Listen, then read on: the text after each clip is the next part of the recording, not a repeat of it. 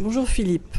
Pourquoi est-ce que dans la tradition hindoue, quand on invoque par exemple Vishnu, on invoque systématiquement à côté sa parèdre?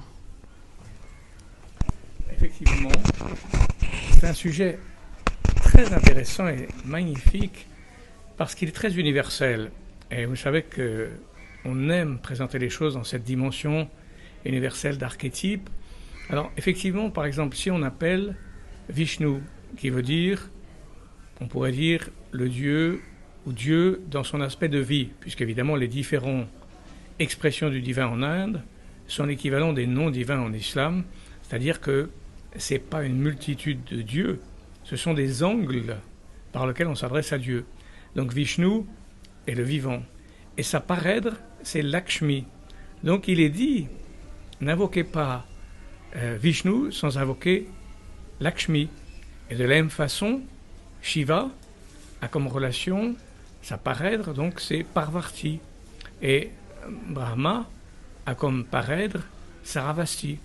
Donc c'est toujours des angles de la relation au divin, puisque bien sûr Vishnu c'est l'aspect de la vie, Shiva c'est l'aspect du feu qui est la majesté, qui détruit tout, qui rend tout en cendres, c'est-à-dire la transcendance, et puis Brahma le créateur.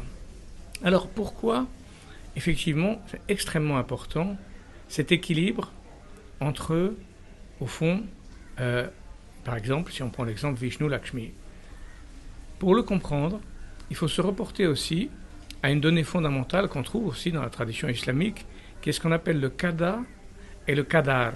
Alors le qada, c'est la possibilité, c'est un potentiel. Et le qadar, c'est l'existenciation des choses. Et donc en fait, admettons que Vishnu représente la vie. Lakshmi, sa femme, sa parèdre, va être celle qui va actualiser cette vie.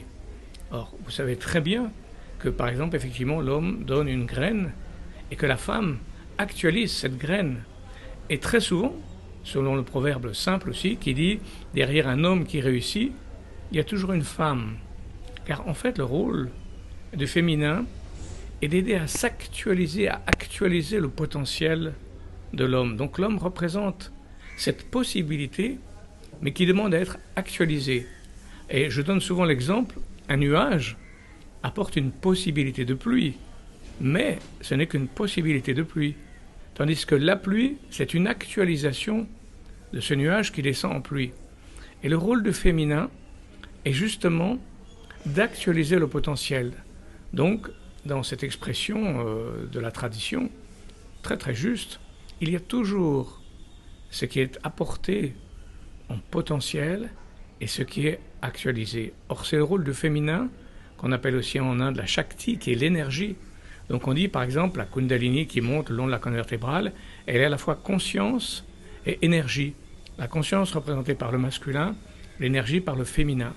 Donc, on comprend le rôle magnifique du féminin qui est d'aider à s'actualiser les possibilités, les potentialités. Et c'est quelque chose qui devrait être conscientisé par la plupart des couples, parce que ça fonctionne à tous les niveaux et inutile de le dire. Donc ça paraissait intéressant de rappeler ça. Voilà, je crois que pour cette fois-ci, c'est tout. Merci d'avoir écouté. Merci Philippe, c'est magnifique.